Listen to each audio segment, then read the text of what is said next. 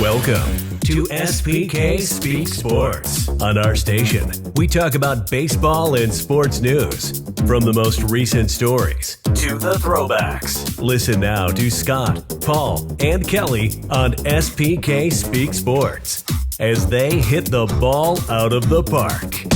You hit the ball out of the park, Speak Sports. Hi, thanks for joining us today. I'm Scott. I'm Paul. I'm Kelly. And we're SPK Speaks Sports. Thanks for joining us. A couple of topics I'm going to be talking about later today, in addition to other stuff. It's Boise State baseball again, the lack of. I'd like to talk a little bit about a legendary college coach who just passed, and also the welcoming in of a new little baby to a current baseball legend. And maybe throw in a Casey Stengel story later on today, too. Paul, what about you? I'd like to talk about the way doubleheaders are going to be handled this year, and about who I think is the player of the first 10 days. I want to talk about the sports baseball fan and the passion that I think the game is not having now, and and also the armor of that the hitters are coming up to the plate. So we'll talk about that. Well, why don't you start talking about it now? Okay, so Why wait? yeah. So I had a conversation with a couple friends, a couple people, baseball fans, and I was talking to them about how have you seen the season? You know, are you guys watching the game? Are you watching the game? And the guy, friend of mine says, nah, he says, I'm not. He says, baseball's unwatchable to me. It's unwatchable now. Not so much because of the virus. He wasn't talking about what's happening this year, because that's an anomaly, But it's been leading up to this. So I talked to another friend. He said the same thing. He used the word unwatchable. And regarding what? The length? Just the game itself. Yeah. That the passion is gone. There's no managers going out on the field to argue, stuff like that. Yeah. Like there was a game last week. I'm sure you saw it. It was Houston and the Dodgers. There was a play at second. It was a double play. And the second baseman threw it to the shortstop. He had the ball. It went in his glove, and he was going to throw it, and the ball immediately came out. On the transfer. There was no Yeah, transfer. and he even went through There was a transfer. Yeah, he even went through the like he's trying to throw the ball, just to try to convince the umpires that he really was trying to throw the ball. And so they had the review, and they said, yeah, that was in the transfer. He's out. Now, my thing is this. If you were to have that play and it was a few years back, whoever lost the call, the manager would be out there. In this case, it would be Dusty Baker. And he would be arguing with the umpire. Big time. Big time. And there would be, a lot of passion, and he would be arguing for the next call. And the cardboard cutouts would be going crazy. Right, exactly. So that's eliminated now in the game. So when a fan doesn't get to experience that, he's watching the game, and he doesn't see that part of the game. That's an important part because it's tradition, and the fan that is pulling for the Dodgers or pulling for Houston has an interest in it. I mean, their emotions are spent watching the game. I was watching the game. I'm not a Dodger fan, and I wanted him to have held on to the ball because I don't root for the Astros. They're cheaters. So, and I'm an Angel fan. Really? So, but I think, after the review and everything, I don't think he had it long enough. See, I think you did, Kelly. And I watched it. And you're a Dodger fan. I am a Dodger Yeah, fan, and yeah. when I watch Dodger games, everything I see is from the heart first. Okay, I respect that. But then I analyze it. Okay, that's and fair. I took my DVR, and I got right to the point. The ball was 2 feet from the glove, and I went frame by frame by frame. And there were 5 clicks before the ball came out of the glove. So in those 5 clicks, I say he had control of the ball, and it was on the transfer because his hand had gotten there to the glove. See, I didn't go frame by frame, but from where I just feel that when you get that precise I mean, they could have ruled that, hey, the call was out, and it's there. You can't really determine 100%, so you go with the call. I was amazed by the umpire. I would not have seen that in real time. I probably would have called him safe. What do you think, Scott? Would you call him safe? I would agree with you and you because I didn't see the play. So whatever you guys say works for me. But yeah, go ahead. Okay, well, I just want to say, but that to me is like the managers are really not involved. Everybody's waiting there. Well, I agree. The passion is It's gone. gone. I'm watching every Dodger game, and even the ones in LA. I haven't seen a single cardboard beach ball on the field yet. Yeah, So that's true. where is That's true. That's true. Well, the other thing is, I think with the replay, if they're going to suck all the air out of the room, which has already been sucked out of these ballparks, they need to get it done in a minute to a minute and a half. They just cannot. And I've seen some obvious plays, and they're like taking 3 and 3.5 minutes. It's just too long. Yeah. There's only so many blue and red and yellow cars you can see on the jumbotron while we're waiting. And at the same time, they introduced all the hurry-up rules. So you're taking extra time for the instant replay, and then introducing hurry-up rules that really do not speed up the game much at all. But you know who have to love it is the umpires. My opinion, they don't have any pressure on them anymore. If they kick it, we're putting on the cans and we're getting it right. And the guys that got to dislike it, well, I don't know, do we have that many managers now that are Lou Pinellas, going way back, Leo DeRocher, Earl Weaver, certainly Billy Martin. Those guys would have ulcers by the second week of the season probably because they couldn't come out. But they had a chance to have personality, to develop it. The guy in Milwaukee, what's his name? The former Dodger, I forget his name. He's the guy in Milwaukee, or the guy in Miami, Mattingly, or whatever. You know, they don't get a chance to kind of have their own, the way they argue, pull out a base, kick dirt on the guy, throw the hat. What about Bobby Cox too? I think he was ejected more than any manager, I believe. You know, it's like, to me that's like that's tradition, and it's like neat. going to a hockey game without a fight. It's not there for you. Yeah, well, if the play turns out for your team, then you'll love it. But what you're saying is, even if it's for the Angels in this case, you still don't like it. I like, you know what? Like I said this, it's like at the end of every inning, half inning, what do they say? They'll say 2 runs on 3 hits and a big costly error. Mm-hmm. Okay, so that means, player screwed up. And the umpires, they're out there and they're trying to do the best they can. And I'll take my chances with a call. Sometimes you get them, sometimes you don't. But human beings are playing, and I feel like I'm watching a video game. And in a couple of years, we're going to have strikes and balls. And that's another thing. Yeah. And see, I think baseball ought to step in. They wanted this instant replay stuff for home runs and down the line, fair foul, and the home runs. And then once they got it, they incorporated it into every play. It's all these plays now. And it just wrecks the game to me. Also, you got a lot of new umpires coming in and guys that are in shape. I think that's part of the umpire union now is you got to be in shape. You can't be 40, 50 pounds overweight and having your partner tie your shoes for you in the locker room. Right. So no names mentioned. He's retired. But there's a couple, 3 umpires, and when they're back there behind the play or on the game, you go, oh boy.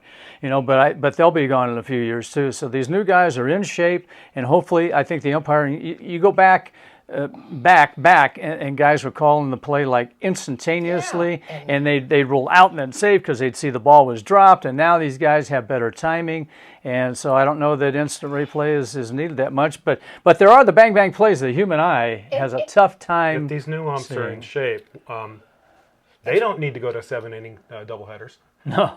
Yeah. Do the players? No. Do you want to go into that doubleheader thing right now? I just think it's like taking it back to the Sandlot. What is it next?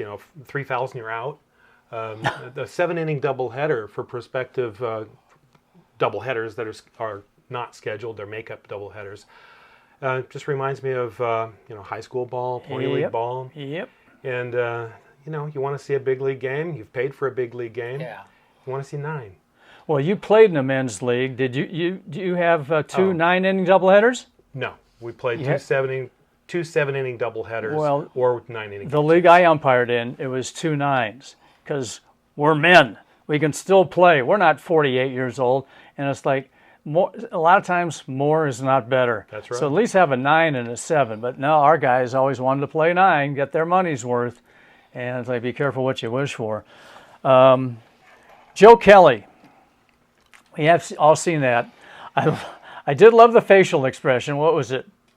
Yeah, kind of, that? poor baby. Yeah. Type thing. Yeah. And then I saw a tape from April of 18. Season isn't even that old, but it is the Red Sox and the Yankees, and he hits a guy in the back, and the guy comes out on Joe Kelly. So he's the Terminator guillotine guy, I guess. But the thing is, for me, don't throw, even if you lost control, it was around his head. Yeah. And I think we talked about it, and I know what you're going to say. You don't throw a curveball and try and hit a guy in the head with a curveball, but it was around the dome. So Joe Kelly probably couldn't hit somebody on purpose right now for $1 million. There's a fun video going around right now where he's in his backyard throwing in a batting cage. And he misses the entire cage and breaks a window in his house. So Joe Kelly's not the guy who's going to go head hunting with a curveball. First of all, he can throw 100 miles an hour. Why break an 87-mile-an-hour pitch over somebody's head? Yeah. Plus, there were 2 men on, and he doesn't want to put those runners at second and third instead of first and second. So I just don't think the pitch to Correa was going after him. As to the 3-0 fastball.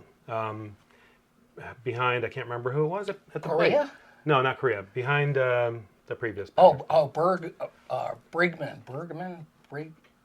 the third baseman. Bregman. Okay, Bregman. Yeah. Behind his head. Yeah, I can see why I'd be upset. But the game before, Kelly had thrown 16 pitches, 15 of them curveballs. Again, the guy throws triple-digit speed. Yeah. He just doesn't have control of his fastball right now. I don't think he'd thrown a fastball for a called strike in the game. Uh-huh. So I've yet to see him, I think, throw a fastball truly in the strike zone this year. Everything's breaking off. Well, he's gone from a guy that my Dodger fan friends and I were calling last year Choke Ellie, to now a Dodger icon for this little exchange with Correa. It's kind of strange. I think that if baseball would have handled it better, the whole cheating thing, that the players wouldn't have to do it. He got 8 games. How can you suspend a guy for 8 games when the umpire doesn't toss him? Well, exactly. And so I think if you suspended him, I could see 2-3 games because they said over a 162-game season, that's like 22 games you miss. So I think it was a little harsh, like you said, especially for a guy who wasn't ejected in the game. So maybe 2 games, maybe 3. I think he got his point across. But the other thing to me is, I don't know if this would happen if they really leveled some penalties on the Astros. Yeah. You take away the 2017 World Champion banner on the front of their spring training site. You take away their rings. That's a big deal. Yeah. Everybody, turn in your rings. We'll melt them down. You total up the winning shares for all the players as a team, and that team, the Astros in this case, donates that money to local charities. And then you say to the players, now you should donate some of your money too, $5-10 grand or something like that. And they were hampered by the Players Association that they couldn't fine them more than $5 million. I mean, to me, I'm thinking 15 or 20. But the club paid that. That was a penalty. For $5 million. And there was nothing to the players. Yeah. You take away, if it's just the rings, the rings are a big, big deal. And the manager and the general manager, they're gone. Did you see what Jock Peterson did to troll them this week, though? When the Dodgers arrived in Houston, he had a picture of the Dodgers getting off the plane, and he just wrote, "Bang." Speaking of Peterson, I'm still a little miffed. I went back to that, reviewed that today in the paper because they've got the top hitters. They did that after about 4 days. The top hitter was hitting like 800, and I'm going, boy, I hope he can hit 800 for the whole year. But now they've got Stripling as one of the guys with 2 wins. There's 5 guys with 2 wins and 16 with 1. Really? Wow. But with Stripling 2-0 and Peterson, I why the Angels didn't just Jump whatever on it it. was, wait it out and get they needed pitching. They still need pitching. Yeah. And who knows what the rest of the season is going to hold. that's But he's gonna 2-0 now. That's going to go down as, how they have those the worst trade that we didn't make. Or a team doesn't do it, and it's what would it be? The best trade that a team didn't make, or whatever, right? Well, the Dodgers still have them.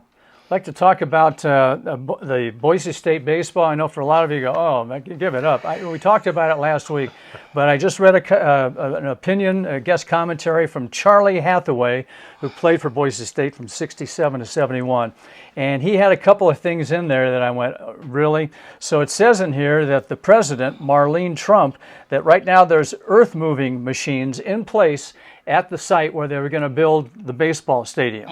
So obviously that they're not there to build a baseball stadium. So he says, does she have a certain little thing that she wants there? And also they went before they called the State of Idaho Higher Education Board of Directors, the president's bosses, and nobody had ever heard anything about zoning changes being requested for a baseball stadium there. So that looks a little fishy to me. And even if you don't care about Boise State, it's just a shame after 40 years and 13, 14 games that they're done. So if you have a couple extra seconds, why don't you just email or call the president? The email address for Marlene Trump, Tromp, is president@boisestate.edu, or the athletic director, Kurt Apsey, APSEY, athletic director at boisestate.edu, or ring them up. President's phone number 208-426-1491, athletic director 208-426-1826. Kelly, there's your passion right there. There's fishy. some compassion. That's more than I see on the baseball field. Something's But fishy. let me just, I forgot to ask you about this because you talked about it last week. You said that they went out and they were trying to raise money, and they raised $1 million, right? Or they raised to it. Okay. Well, it says here 600,000, but, Okay, but a lot. what happened to the money if they're not going to? It's all refunded. Oh, They That's all. got 600,000 from major donors, and they Right. got another about 75,000 from at least one GoFundMe account. But Okay. I understand there were other fundraisers operating Okay. as well. And one report said that they'd gotten close to the $1 million that they originally were told they needed. Right. Okay. Want to remember a legendary baseball coach that just passed away a couple of days ago, Mike Gillespie. Started his coaching career at College of the Canyons in Santa Clarita, California. Then went to USC, followed up for the legendary Rod Dato. He was there for 20 years or so. Went to Cal State Irvine. He had total for all three of those schools over 1,500 wins. Obviously a college Hall of Fame coach.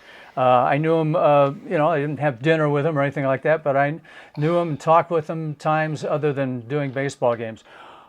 On the field for Cal State Irvine, he was tough, but I was able to see him at alumni games that he asked me to book umpires, which I gladly assigned myself as one, and could hear this great laugh that he had. Fun guy. Like I said, when it was game time, he was all business, but there was one play that I read about in the '98 College World Series. They're up 11-7 in the seventh inning, but this is when balls were flying out of the ballparks because the bats were so light. I think they changed it shortly after that. Guys were hitting like 22 home runs in a season. After they changed the bats, they were hitting like a top guy on a team would hit 5 home runs. But they were leading 11-7 in the College World Series. Bases are loaded. He's got a guy up who's had 4 RBIs already in the game. And Gillespie calls for the third base runner to steal home. He fakes it, thinking he's joking. He fakes it a second time, thinking he's joking. Third base coach says, "This isn't a test. He wants you to steal home." Guy steals home because he knew 11 runs wasn't going to be enough. The batter then ends up hitting a 2-run single, and they ended up winning 21-14. But that's the guy. I saw him have a 5-person infield. He'd bring in one of his outfielders, so he was a very innovative and a very intelligent coach. Quickly, on the other end of the spectrum, I'd like to congratulate a birth for Mike Trout and his wife Jessica, for Beckham Aaron Trout. The initials are B-A-T. I wonder if they thought about that at all. Give that, Three give superstars. yeah. Beckham, Aaron, and Trout. Well, yeah. Well, I didn't. I was thinking sports and entertainment. I was thinking David Beckham, Elvis Aaron Presley, but sure, Aaron Judge. So anyway, congratulations to them. Well, Henry Aaron or Aaron, yeah. They should have had a lawyer there giving that kid a contract. Well, I hope he doesn't. They don't push him into baseball. Can you imagine? Well, you're not as good as your dad. Oh, no kidding. Okay. right. Anyway, what do you guys got? Well, I was going to talk a little bit or just mention, the Houston Astros are in town facing the Angels. We saw them on TV playing the Dodgers, but I noticed last night that these guys all have this armor. They're coming up to the plate. They have these pads. They have the one ball player looked like a hockey goalie. He had Girl, I think is his name, and he had his pads coming down here. Then he had a wristband, but the wristband was more like another pad. And so plus he had the thing on his jaw there. The helmet goes down all the way to his jaw, covers his jaw. He's up at the plate. I don't think I'd be afraid. If Don Drysdale and Bob Gibson were around, those guys would need Kevlar vests. Oh yeah. And I don't think either one of them would let this happen. Yeah. They'd be hitting them Gibson, right there. Gibson. There was some. Heard Drysdale one time talk about a guy who got just grazed with a pitch, took first base, and he says, "Hey, you shouldn't even get a base for that one. I always liked it when the ball just met a thud and went straight to the ground." Yeah. Well, Drysdale used to tell a guy, he used to see a guy digging a hole there, and he says, "Okay, let's see if you can fit in it now." So. All right, I'm going to show an autograph here. Can you get that, Hannah? Yeah. Talking about bad autographs, and there are a lot of them. Okay, so I showed this to Kelly, and Kelly thought it was Bobby Cannell. You had. I say I'm not a pharmacist. I have no idea. That's exactly right. And the only reason I know is because a friend of mine gave this to me, and he was working for the Orioles at the time. Buck Showalter. Oh my gosh. Wow, he doesn't even know how to spell his name. Buck Showalter. Yeah, Looks you like got Bob. Buck. You got Buck earlier. I said, Rogers. Washington. Going to football real quick. Washington Redskins are now the Washington football team. I think they should go to Washington Team Football. Think of the initials. And put them on the side of the helmet. And also, I don't know why, but all of a sudden I gravitated towards Giancarlo Stanton today. Because I knew him when he was playing high school ball at Notre Dame in Sherman Oaks. And good thing I'm not a baseball scout, because I said he'll never make it. He can't hit a curve. And then somebody said he couldn't hit a curve because as soon as the baseball season was over, he was practicing for football star. As soon as football was over, he went into basketball. Sure. So as soon as all that went away, he became a superstar. But he was Mike Stanton then. Then all of a sudden, a couple of years after signing with the Marlins, he and Giancarlo. His name is Giancarlo Cruz Michael Stanton. His mother wanted to name him, because she's Cuban, Fidel. Oh. Pop said, there is no way he's going to be Fidel Stanton. So they put Giancarlo. So his mom calls him Cruz. His dad calls him Mike. His teammates call him G. So, hardly anybody calls him Giancarlo. And I would call him Sir. Yeah. Exactly. He is, and he's in shape this year. You know who he calls Sir? Aaron Judge. Stanton's 6'6", 245. Judge is 6'7", 285. Those guys are monsters. I think on those Yankee telecasts at home, as soon as they hit the ball, they ought to have a big boom. Yeah. Just like a Frank, cannon. Frank Howard with good eyes. Yeah. And an identical twin. Yeah. Yeah, and those guys, wow, those guys. 61, they had Mantle and Maris, and those guys weren't anything as big as these No, guys. these guys are like. We have time for a quick story to end this. Sure. Okay. Can I end this with a story?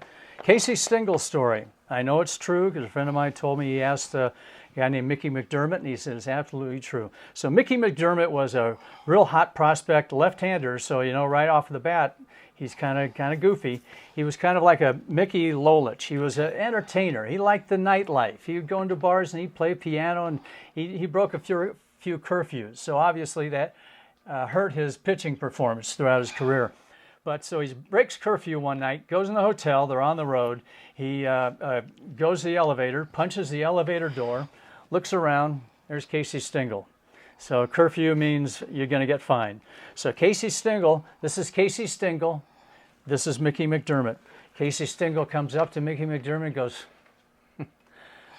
drunk again. And McDermott goes, yeah, me too. And with that, is that a wrap for this week? Thanks so much for joining us on SPK Speak Sports. We look forward to talking to you again one day. Take care. Bye.